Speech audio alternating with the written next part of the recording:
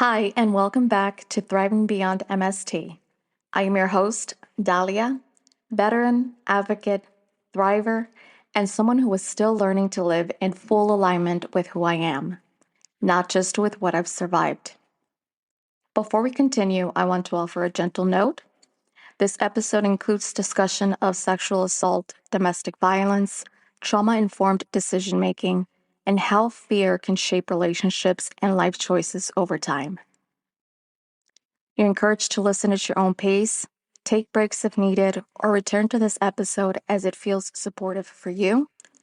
Your safety, both emotionally and physically, comes first. Now, this is the first episode of 2026, and it's different because this time I'm not just telling you a story. I'm telling you the truth behind the decisions I've made that I've never really talked about before. Perhaps because there was still something I was not ready to see with clarity, acceptance, and grace. I also want to recognize a meaningful observance of today before we go any further. I'm recording this episode on Sexual Assault Survivors Day here in Texas, being January 28th, a day established to honor survivors and strengthen community accountability. Therefore, recording this episode on Sexual Assault Survivors Day is no coincidence. Today is about visibility, but also about truth, about honoring survival, examining what survival demanded of us long after the danger passed, and the hope of thriving as a community. This episode is both a reflection and an offering to every survivor who learned how to live by listening to fear, because fear once kept them alive, and that's very powerful. On one hand, fear is useful as a survival instinct. Many of you may have heard this before, and it can be a source of strength. While on the other hand, at times you don't realize how much of your life is being driven by unspoken fear, and even when we think we're moving forward, we might still be running from something. And to understand how fear shaped my choices, I had to slow down to see where it first took control. Looking back, after my first sexual assault, my body always felt on edge, and I couldn't always explain why or how. Even when I used fear to fuel my determination to keep what happened from defining or limiting my personal and military aspirations. If you've ever experienced something similar, you may recognize this. How fear can arrive carrying many emotions, thoughts, and reactions all at once. For a long time, I believed I was strong, resilient, capable. From the outside, my life looked successful. I was moving forward academically, professionally, personally. Life was pretty good. What I didn't yet understand was how that survival wiring from trauma had quietly taken the wheel. So even some of my most important decisions were being made from survival, not clarity. But here's the truth. After sexual assault, repeated harassment, and domestic violence, I didn't just suppress memories. I disconnected from myself. And that same nervous system response shaped more than I had realized. I want to be clear about something. Fear wasn't my enemy. Fear was information. It stepped in when my boundaries were violated. It sharpened my awareness when safety wasn't guaranteed. And it helped me survive environments that required constant vigilance. The problem was not that fear existed. The problem was that no one ever taught me how or when to think it and then let it stand down. It wasn't until I saw my own words on paper that the pattern became impossible to ignore. One night, I opened my journal and I wrote, I married for love, yes, but there was a part of me that rushed into it for safety. And that was a truth that was very hard to accept. I needed to feel protected, and I didn't yet realize how much of myself I was willing to trade for that sense of safety. I've been married 3 times. That's something most people judge. They ask, why didn't you choose better? Or didn't you learn from before?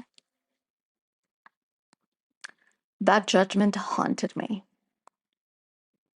I spent days analyzing my thoughts, my feelings, my actions, trying to understand my decision making. It was a grueling process, trust me. But here's the question most people never ask. What were you trying to survive when you made those choices? I wasn't repeating the same choices. I was repeating the same nervous system response. If this part brings something up for you, you're not doing it wrong. This is where many survivors recognize themselves. Now, here's the moment that unraveled everything for me, and it's connected to the journal entry I spoke about previously. I was dating someone recently, and during a conversation, he made a comment about me being divorced 3 times and what that might mean in the eyes of other men or the implications of society. I don't know if he intended to hurt me, but it landed hard. And what came up wasn't just anger, it was grief. Grief for the version of me that believed love could be a shield, and grief for the woman who thought commitment could substitute for safety. Here's an unshakable truth about me. I'm a lover. Despite everything I've endured, I still believe in love, and I don't want that part of me to disappear. What that moment gave me wasn't shame, it gave me clarity. And clarity can be uncomfortable when it arrives later than we expected, like 3 divorces later. That comment forced me to stop explaining myself and start listening intentionally to what my body was trying to tell me. If this resonates with you, I want to offer a few questions for self-reflection. Have you ever made a decision that looked brave on the outside, but deep down you know that it was rooted in fear? What were you trying to protect yourself from? You don't have to answer any of this for anyone else. Sometimes it just helps writing it down and returning to it later. For me, this moment marked a turning point. It wasn't about regret. It was about responsibility without cruelty. Now, for a long time, when I didn't understand fear's role in my survival, I did one of 2 things. I either demonized it or let it keep making decisions for me, because the truth and or the fear was sometimes too hard to face. I'm not here to blame myself, but I am practicing accountability. I care about solutions more than self-punishment. And even with years of therapy, self-work, and awareness, that line between self-blame and accountability can still feel blurry. But there's a difference, and it matters. Self-blame says, you should have known better. Accountability says, now that you know better, how will you choose differently? And neuroscience explains why that difference matters. Here's something I wish someone had explained to me years ago. It would have made my life a lot easier. Trauma doesn't just live in memory. It changes how the brain decides, chemically. Repeated trauma shifts decision-making away from the part of the brain responsible for reflection and long-term planning. and into survival centers designed for immediate threat. So, what does this mean? After trauma, the brain doesn't ask, is this healthy? It asks, will this make me feel safe right now? And when safety has been taken before, urgency can feel like intuition. But here's the hopeful part: the brain is adaptable. It can rewire and rewrite through repeated experiences of safety, regulation, and choice. If this resonates with you, it doesn't mean something is wrong with you. It means your brain adapted to survive. And adaptation isn't a life sentence, it's a starting point. Now, let's switch gears a little bit. In the military, we are trained to push through, to perform even when everything around us is falling apart. There's no space for pause, let alone processing trauma. There are many times I led others through crises while ignoring my own. It wasn't until I left the military that I finally had the space and the time to process what I was still carrying from the traumatic experiences. And in many minority cultures, there's another layer, an unspoken rule about staying married and not talking about what's broken. Now, I was fortunate to have family support when I needed to step away from harm, but I know not everyone has that. That's why I created this space, to offer conversation, connection, and hope for something more than survival.